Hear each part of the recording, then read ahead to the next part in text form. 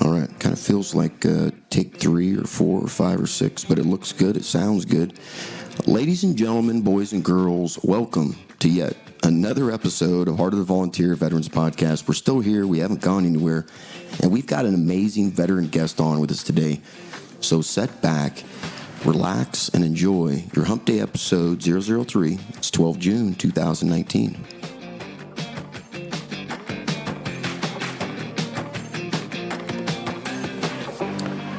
All right, hey everybody! Before I go in and introduce our topic and especially our veteran guest, I want to thank everybody for the support that you've been giving the veterans that have been coming on and sharing their experiences, their stories, their good times, their bad times. These experiences are not easy to recall. They come with a lot of baggage, as you all know. But thank you for the support that you're giving them, because every number that we get, every analytics that is produced from these sites that you guys go to gets reported to the veterans, so they can kind of get an idea of how they're being received and how far it's reaching. So share, like, subscribe, talk about it. If you don't like it, let us know. We'll get it fixed. But we got to get these stories out, share these experiences to these veterans, their businesses, their lives and times, their hobbies, their loves, their passions. Okay, so once again, thank you for the support you've been given, and keep it up.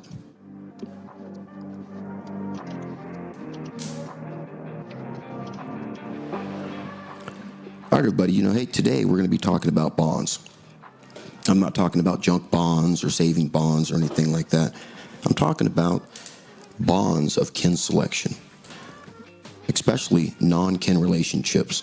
They're very, very powerful. And the ones that are created in combat, they're high-functioning yet dysfunctional. Common mission, high function. Different walks of life creates a dysfunction, but somehow that is completely erased.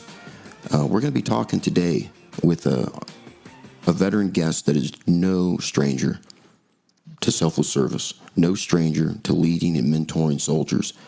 And after almost 23 years of service, he is still mentoring and leading veterans and soldiers in retirement.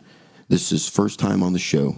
It won't be his last. Please welcome a good friend of mine, my last platoon sergeant, first sergeant retired, Patrick Lisbon. Brother, welcome to the show. Hey, thanks for having me. Hey, we got red light, man, so we are recording this time. So everybody knows this is our third time to try to get this thing right, and I think we got it, Patrick. So thanks for being patient with me, man. How's your day going? It's going great. Can't complain. Just relaxing. Still early in the morning. So, for everybody that's out there, where not like your address and stuff, but like where are you located? Right now I'm in El Paso, Texas. We've been here about a year now after coming from Korea. Like you said, I'm retired, been retired 10 years now, but my wife is still active duty, and she is currently in the fellowship, which is a program at the Sergeant Major's Academy. She's getting her master's degree, part of the requirement before she can assume the podium and be an instructor, which is going to take place in August. So she's got about 2 more months before she completes that and starts instructing the future sergeant majors of the Army. Yeah, that's awesome, dude. That blows my mind. Yeah, especially since because I know your wife, a little bit. You know what I mean? Just from deployments and going in places and stuff, and it's the right place for her. She's in the right place. You know what I'm saying? And it's that's awesome. Yeah, you guys are going to have to. What's that look like, man? Is that like one huge, massive room split in half for all your stuff, to go up on the walls and stuff after what? How much time she got in right now? She'll have 23 years next month in July. That's her anniversary month, so she'll have 23. Yeah, so she's at least got 26, at least, right? Yeah. You're going to need bigger rooms, man. Oh, yeah. No, that's awesome, dude. I like that. Filled with mementos. Right? Yeah. Hell yeah.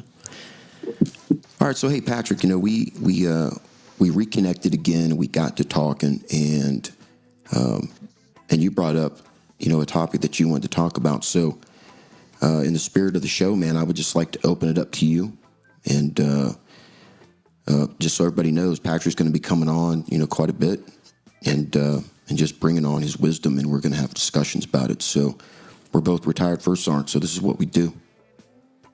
So with that, Patrick, the show's yours, brother.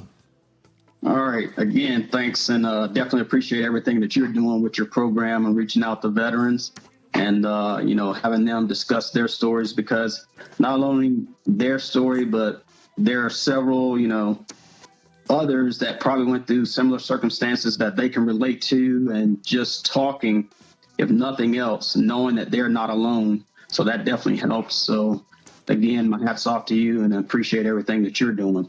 Thank you, man. Thanks for coming on. Yeah.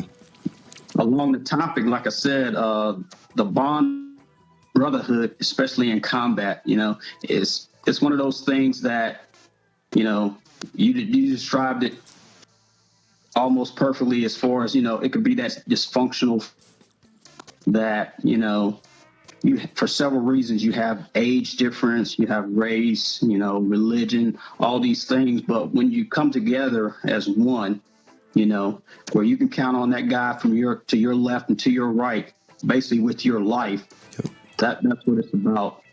And I have a particular story, I want to talk about while we were deployed to Afghanistan in 2004, 2005. Back then, I was a platoon sergeant over about 30 plus guys, ranging from age about 18 to myself being the oldest in the platoon. At the time, I was about 35, 36, about to turn 36. And we were out on a mission, which we had been doing, almost every month in our area of operation that we were patrolling in. And hey, Patrick, where were you guys? Where was that at? That was at Day Chopin or Arghandab? Do you remember that? Arghandab Valley. So yeah, that place is crazy. Basically, we go out every month and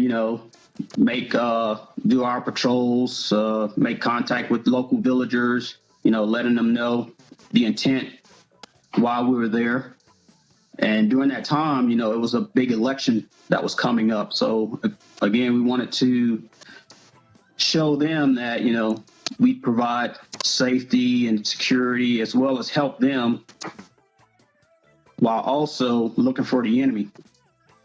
So like I said, one mission we were on, my platoon, we came up upon a village and we established ORP, which basically a stop. Platoon leader took one or two squads with him to go make contact with the local village or the village elder. And the area that we were operating in at the time was, we basically came up on a choke point, which was basically a mountain on the right, a mountain on the left, and you had this narrow roadway to get between, to go through them. And I just, like I said, I just didn't have a good feeling about that situation. So I grabbed up a team and we moved about 250 meters, still within sight of the guys, definitely within range of the weapons, because my weapon squad was still in ORP. So we moved forward to check out the area, because like I said, I just had a bad feeling about the area that we were going to be moving through. So I wanted to take a small element forward to just make sure everything was going to be okay. And we hugged the right side of the mountains, moved up till we got eyes on the village to our front. Had one of my riflemen look through his scope. I pulled out my binos and looked into the village up ahead. We both seen about a group of 8 guys, and I guess they seen us as well. And then all of a sudden they just dispersed. So like I said, We have been operating in the area for several months up to this point, and it just, that situation in itself just confirmed that, something wasn't right. I just had a bad feeling. So during the time of us moving from the right side of the mountain, crossing the little open area, which is no more than about 50 to 100 meters,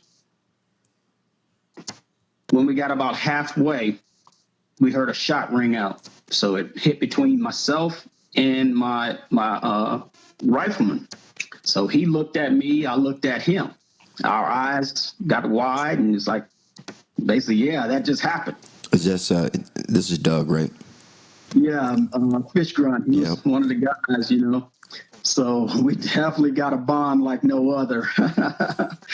So immediately, it was like instinct. I grabbed my radio and I started yelling, ambush, ambush, ambush. And we continued to run to the left side of the mountain or the road there, which had a little better cover, more boulders and like a little stream running along the edge of the road. So we got over there, and almost as soon as we hit the ground there, it just, all hell broke loose. Sound like, small arms fire. And then all of a sudden we heard this loud boom. So these guys basically shot RPGs at us. Oh, yeah. They're notorious for, it's easier for them to get RPG rounds and use than mortar rounds. So they would use those things for everything, direct, indirect. It's and they're everywhere. You remember that? They were everywhere. Oh, yeah. Yeah, they definitely had those guerrilla tactics down because they knew they couldn't stand toe-to-toe with any of us. So, yeah, the guerrilla tactics were definitely in effect. So, like I said, they shot the RPG at us, and, I was still giving directions to my platoon because at the time, our weapon squad was the first ones or the closest. So they were moving towards our location. I was giving them, all the information, direction, distance, where we thought the enemy were, so they could get up there and provide cover for us. And at the time of the RPG going off, I just happened to be looking towards Fish Grunt, and he was looking at me. And when that RPG went off, both our eyes got wide as day, and I was like, just stay down. But he decided he was going to move and get better cover. Right. So I just said, stay down. But he moved, and, it was a scary situation. But like I said, luckily, nobody got injured, nobody got hurt. At the end of the day, the platoon came up, provided cover. And also, it just so happened that during that mission, we had an Air Force guy who had direct comms to force.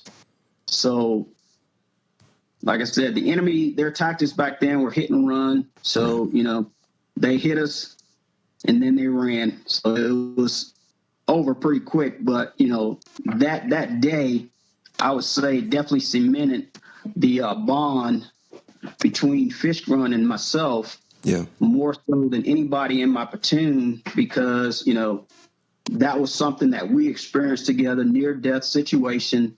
And we talk about it all the time, and still, we can pick up the phone or Facebook or text each other anytime and talk when we need somebody to listen. So it's like no other. It's crazy how you say, you gave the age difference within your platoon at that time. It's crazy how you can have that kind of bond with somebody, that young, that far out of your experience, but still be like all that stuff just disappears. It's like, it doesn't matter how much money I got, how old I am. We are bonded by an experience that transcends time. Yeah, definitely. That is, yeah. Yeah, Fish Grunt is, he's a good guy. If you're going to bond with somebody, he's a good guy to bond with because you'll definitely be entertained. and Oh, yeah. and he'll keep you thinking. He'll keep you thinking. We're going to have him on the show. It's going to be good. It's going to be good. Oh, Hey, that's great. so there's a lot of there's a lot of books, a lot of good books. There's a lot of good veterans out there that are talking about the combat and the bonds. Quite a few books.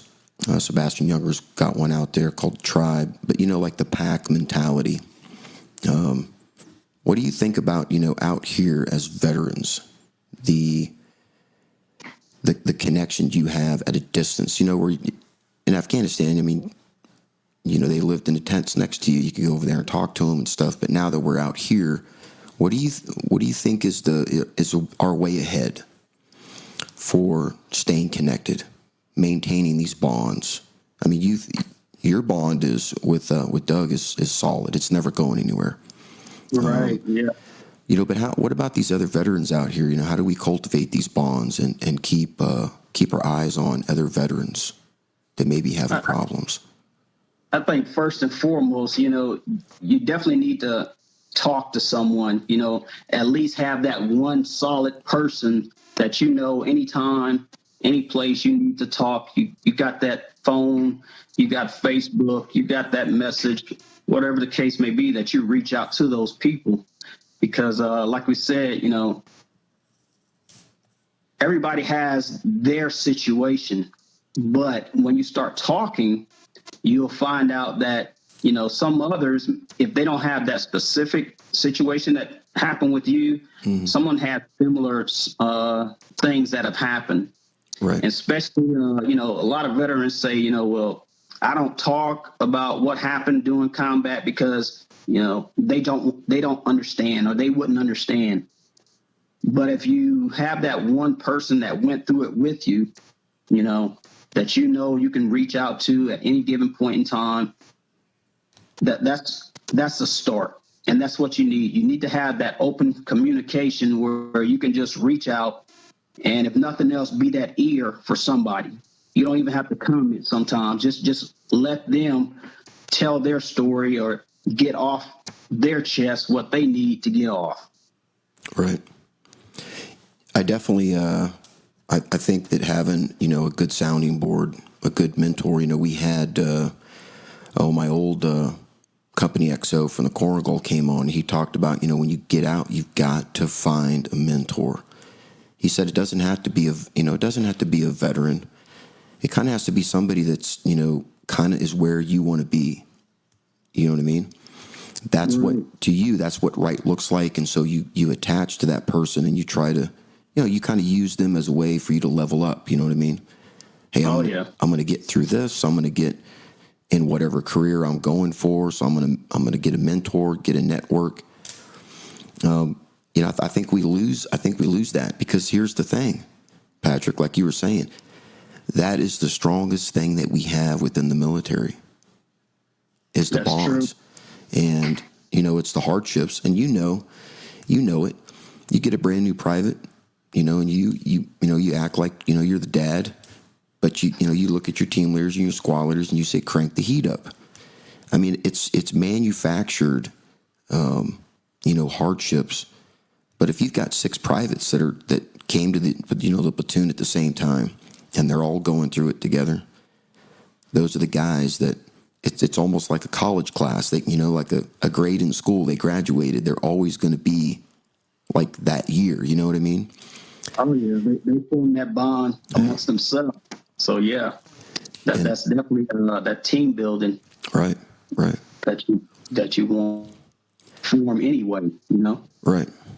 I just some way I think we just have to figure out, what does that look like out here? How are we building those that are positive in nature? I get it. We've got to have a mentor, but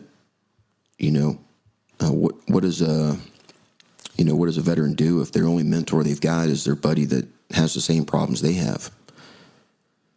Yeah, that's definitely other outlets, because like I said, even though I may not have the correct answer that you're looking for, but I may know someone right who may know someone that is able to provide you information or the assistance that you may need.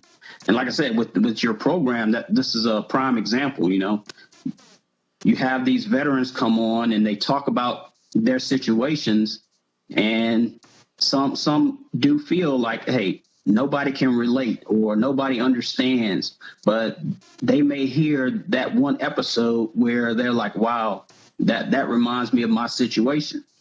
So that in itself gives them that start point to go ahead and look, for those outsources or those references that's going to assist them towards healing, rebuilding, and making themselves stronger, because that's what, in the end, that's what everyone needs to do. They just need to heal. Yep. Continue moving forward. Yep. I did notice that, when veterans do, realize that they've been going down this, the slippery slope, and they decide to come back, they bring a lot of energy with them, a lot of energy, and a lot of gratitude. We had a veteran that came on here and absolutely, Steve Perchek came on here and absolutely destroyed the numbers. No, I mean, people are not going to touch his story for a little while. 400 some downloads, and it was quick. And he sent me a message yesterday. He just got an invite from a veterans organization for him to come and speak. Wow. That's and good. he is high energy. So like you said, these veterans that need somebody to to kind of to find similarities with, common ground, familiarity, they could find them here on the show. Like, if there's one veteran, there's 100. If there's 100, there's 1,000 that are just like you. Yeah, so that's true. That's a good point, man. I really like that. I think I don't know, man. I think veterans, when they get out, they need that little bit of time where they just kind of want to go be themselves. And I respect the veterans that don't come up to the, don't join the, the veterans groups, or I really identify as a veteran. They're probably, they're still trying to kind of figure it out, Like we were saying, man, like for you and I, it's kind of easy. The world changed with us. We didn't live in the barracks our entire career, so we lived out in neighborhoods and met, civilians and things like that. But if you come in at, at 17, 18 years old, you're, like we said, manufactured hardships that, the military, forms itself around. That's all you know. And it's strange because it usually takes, 3, 4, 5 years for them to finally be like, all right, I need to come back and start talking to my buddies and start. But when they do, they come in, and the community is much stronger with them in here. So I'm hoping that this episode, one, we can do another one, which I know we will. We've already talked about that. But that other veterans can start thinking about these bonds that they've made, and even the little ones, man. I've found, and you've probably found the same thing. Little veterans out there that, like, not little veterans, but veterans out there that you knew them and you liked them and you thought they were a great soldier, but for some reason they just never thought that you liked them, didn't think that you knew them, and you're just like, hey, what's going on, Damon? And it's like, you know who I am? I can't believe you friended me. I'm like, what are you talking about? And it's and then you start getting back in their lives again. And that's where, just like last night, made a commitment to a veteran. I'm here for you, whatever it takes. And he couldn't believe it. But for me, I can't believe that they don't know. Right. But I wasn't a real nice guy when I was deployed. But Patrick, you know how that is. I mean, you were my platoon sergeant, and there were some things, that I wanted to do that you were like, we ain't doing that.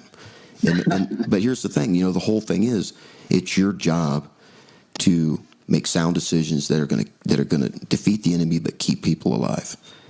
Right. And the thing is, sometimes those hard decisions are, well, Noel needs a special kind of love, and I'm just going to have to break him off. And the thing is, that's what you have to do.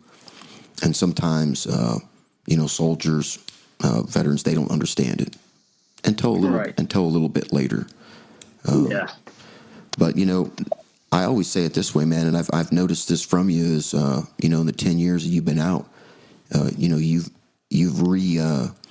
repurposed, all the skills that you had and turned it into, like you said, raising your daughters, promoting your wife's career, getting her going, keeping the family moving forward, paying it back really to the family. They supported you. So, it's amazing out there, man. We just need to get veterans locked and cocked and get them back up on their feet and moving forward. Yeah, definitely. But like you said, that tough love, because being the platoon sergeant, and especially a close knit group of guys, and some at the time they may not understand why you push them so hard or why you have them do things this way versus the other way. Definitely the hard right over the easy wrong, because when it's push comes to shove, that muscle memory or that training, hopefully that's what's going to kick in, because I always told my guys, I'm like, well, I went to Desert Storm, Desert Shield, so the little 4-day ground war, but I won't consider that, much combat experience. But what I used to tell them all the time, I'm like, you don't know how you will react when, you're faced with that situation. I said, some of you may exceed expectations, and some of you may freeze up. Yeah. You don't know until it happens. So you want to give them that tough love, and you want to push them to push themselves to where they're able to just perform. Do it automatic. That's it. Yep. That's what you want. Yep. I like that, man. I like your, I like your muscle memory. I like that part. And I have a question for you. And maybe this is actually a challenge to all of us, is to build some kind of muscle memory out here. Muscle memory that, maybe it's, it's personal aid first, buddy aid, kind of like on the aircraft, you put your mask on first, then you put your kids on. Right. So self-aid first, be the best you can for yourself so you can be better for other people. But we need to get some muscle memory going on out there. Definitely, yeah, because we're still losing too many veterans, to suicide, and one of the main reasons is, those guys, or those individuals, male, female, they just feel alone. Yep. And if they are not forming these bonds or maintaining these bonds that they established while they were in the military, they're losing that support. Right. And like I said, your program is an outlet, is a source of support, reaching out. Yeah. So, I can't commend you enough for what you're doing. But, one thing, if, I'm talking about bonds and, combat, like I said, during our time, I like to tell another story about a scare we had. Go for it. On mission. So, any of your listeners and 3rd Platoon will definitely know the time we were out on mission, and we got told there were going to be a 500 enemy gonna attack our platoon. Yeah. So we're like, wow. Those are good odds. Yeah, 530. Yeah, okay, we bring them on. Yep. So, but this was early on, so we were still, I guess we were still new. to the country and going out on missions. So, that kind of perked us all up. So we're out in our area of operation, like I said, and luckily we had, it was a group of 7 brothers. It was actually 7 brothers. They opened up their home to us because basically we had dug little shallow fighting position, little hasties. Ranger graves. Yeah. Ranger graves. Ranger graves, basically. Yeah. Just to provide a little comfort or shelter, whatever you want to say it was going to be used for. But those guys literally invited us to their home. And it was just one of those situations where we seen villagers literally leaving. So we thought this was the real deal. We called it up to hire, gave them our situation. Basically, it's okay, so maintain. So that was during the daytime. We were out there in the open. Later that afternoon, they invited us to their house. Mm-hmm. So we were able to take the platoon up there. And just so happened that the next day was going to be my birthday. So I'm like, I can't let the guys know. I'm like, man, I'm not even going to live to see my birthday. But we went into their house, and throughout the night, we were monitoring. We had our interpreter. We had our little scanners, all that stuff, trying to pick up any traffic, any information that we could pick up on that, would validate that the information was true or anything. We also had air support on station, that gave us air support for several hours during the night. We had one high ground above the house that we were staying in, so I had to send up one squad. So the PL and I, we talked about security that night and everything. And, definitely everybody was on high alert. So luckily the battle that never came, because 500 to 30, that we weren't looking forward to whatever was coming our way. Right. But the story actually had a good ending because, we on high alert all night, and, the next day came and it was my birthday. Mm-hmm. So I guess somebody in the platoon had told one of the 7 brothers, and they prepared a couple of chickens and some rice for our meal.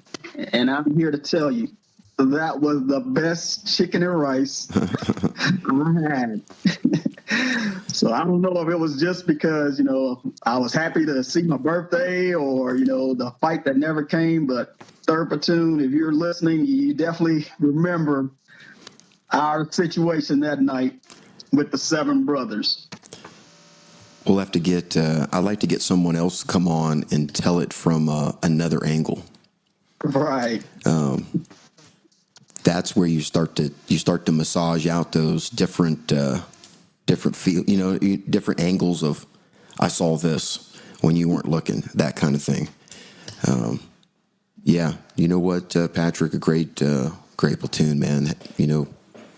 Great people in that thing. I remember the elections. That was pretty crazy. Right. Pretty crazy time. You were still a platoon sergeant during the elections, right? Yeah. I was still a platoon sergeant. Didn't we go through that village that had?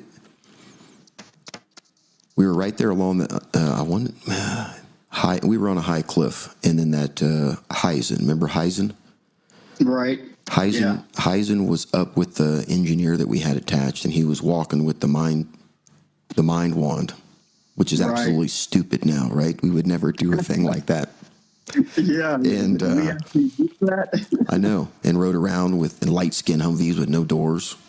Right, no doors. What was it? The Kevlar blankets, and sandbags. That's going to help us. But yeah, you remember that village that had all the midgets in it? Yeah. Oh, right. Yeah, There I was, remember that. and it wasn't like one or two. It was like 9 or 10. Yeah. I really, that always stuck with me. When I came back to school, there was actually a section we were talking about through evolutionary biology that there's actually villages in Afghanistan that, I don't know from what, but they just brought, they're just short people. They're just dwarfs. There's just villages of just dwarfs. And, with full size people kind of as their caretakers, I guess you could say. If that makes sense, like they're grown kids that weren't dwarfs stick around and take care of the parents. I don't know, but those are good times, man. It's as crazy as it was, and you know what? I always felt bad for what was that 10th Mountain that came in, or was that 101st? Yeah, that was 10th Mountain relieved us. Yeah, because as soon as we left, it went like high energy into Arghandab, Day Chopin. It was crazy. And that's what, I definitely give credit to the BC and Sergeant Major, Colonel McBride and Sergeant Major Arthur L. Coleman Yeah, Jr. Junior. Yeah, don't mess with that, man. They definitely pushed us. It goes back to that dysfunctional family.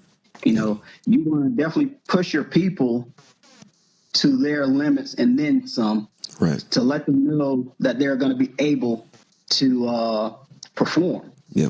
So I definitely take my hat off to what they did prior to, the training we prepared ourselves for and conducted prior to having to deploy.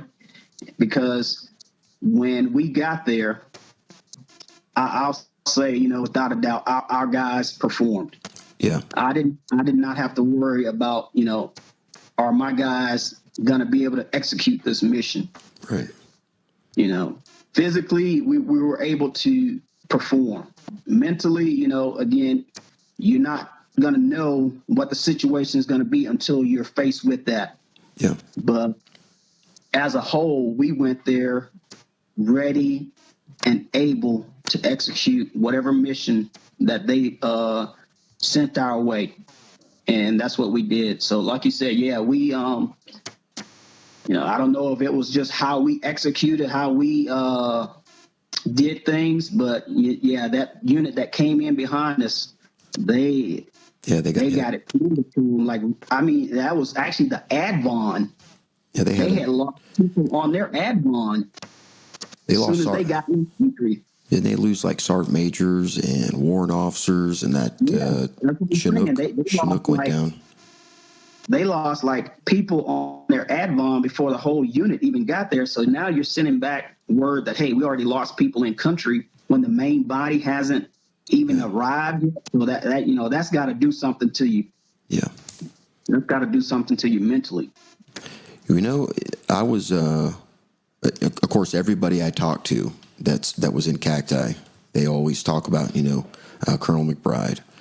And I don't know why they keep saying Sergeant Major Coleman's name. It's like saying Beetlejuice, man. He's going to come out of nowhere and blow dart your ass. But people keep doing it. He's going to come on the show one of these days, and it's going to blow people away. Hopefully he does. It'd be a great show. That would be awesome. Yeah, that'd be great. Right along with them, though, man, I think, once we got in country, the amount of planning, we're going to have, of course, he came and took over the company, Will did, but, Will was a dynamic planner. Right. Just putting us on, just setting us up for success across, in a place that really hadn't had much intel really being energized into fresh areas. We went into Lagman, and that was a new area, and trying to, get I think the planners in the battalion, when Colonel McBride puts his hand on your shoulder and says, we need you to keep soldiers alive, they actually did it. And you don't get that a lot, Patrick. You've been around and you know that. I think the S3 that we had was just phenomenal. I can't say anything about the food delivery and all that other stuff that we're supposed to be getting and that kind of business, because that was not the case. But they did what they could. Yeah, they're trying to keep us thin. We know how Colonel McBride works. He wanted us to be thin. Yeah, that guy was just a beast. He was the beast. Man. I remember we'd run up Coley Pass. I think they had that perimeter marathon. So it's like, within a matter of, I want to say, a week's time, I know for a fact, Colonel McBride, this one situation, we had ran up Coley Pass, turned around. We had done a 25-mile road march. From Kahuku's. Yeah. And then they had a team that was going to do the perimeter run, which is basically a marathon itself. Mm-hmm. And he was on that team. And I was like, where is this guy getting this energy from? He was just a total beast. Nothing but respect for that guy. I haven't seen Colonel McBride, in forever, but he had an amazing love for life, family, unit, God. That's his energy, man. Yeah. It's an internal drive that if he had people linked up to that. He had other people like turning on their internal drive and blowing the place up. And I got to tell you, Patrick, I'm really, really humbled by the amount of senior NCOs we've got out of that group that are still out there doing great things, leading soldiers. Man, that's amazing, brother. Is that not amazing?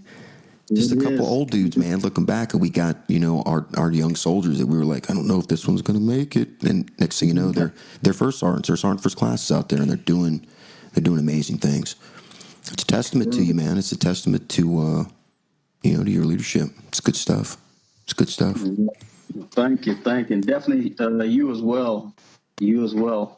I had good people. I had good people around me, man. You took over the platoon after I left. Sergeant Major had other plans for me, so he moved me up to battalion probably about 3 or 4 months prior to our deployment being completed. And it just so happened at the time you had came to the platoon, and several of you guys in the battalion had became promotable. So Sergeant Major made some changes, which at the time I didn't necessarily agree with or wanted, but he wanted to make moves. Right. It's his battalion. He got plans for guys that he wants to help them grow as well. So, that gave you that opportunity to take over the platoon. So I was definitely not worried because I knew the platoon was still in good hands with you and the PL in my absence. So definitely, I don't know if I ever got a chance to tell you, but, my biggest concern was deploying with 30 plus guys and returning with 30 plus guys. And I'll say we were definitely a plus, or, we got that check because we were able to accomplish that. Absolutely. And we did it the hard way too. It's not like we did it the easy way, because that would have not been right. But no, it was definitely the hard way, man. And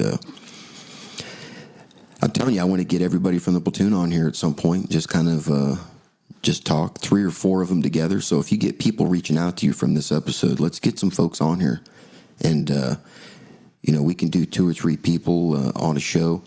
I got to tell you, man, after yesterday, like I sent you that text, and it was an awesome conversation. I'm coming down your way. Okay. Let me work it out. Let me work it out towards the end of the summer. I'll get down there and we'll do some more episodes, man. What do you think? Yeah, that sounds great. Okay. Looking forward to do a live. Yeah. Hey, we may have to pull the cameras out, man, and throw it up on Facebook and YouTube. We're a couple of good-looking first sergeants, brother. You can't, you can't. We're maintaining. We're maintaining. For first sergeants, we're not bad. We're not bad for first sergeants.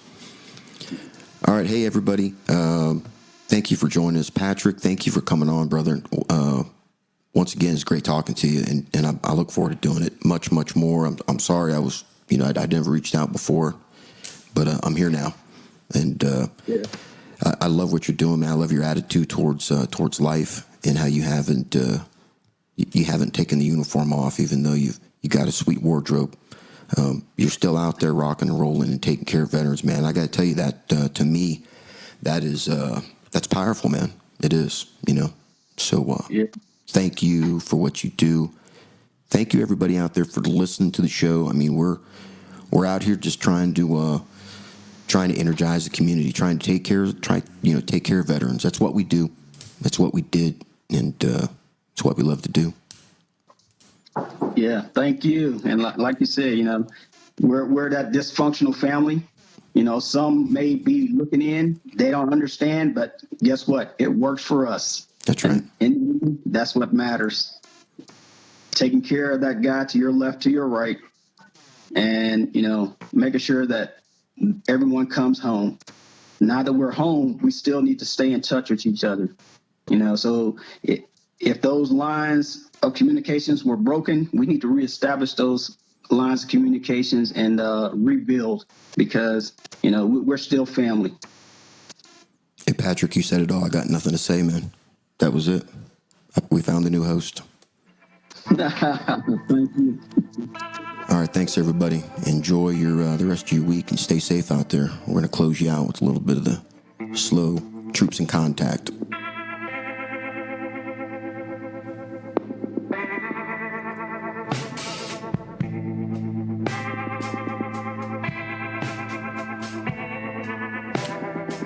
Noell Fisher, copyright 2019.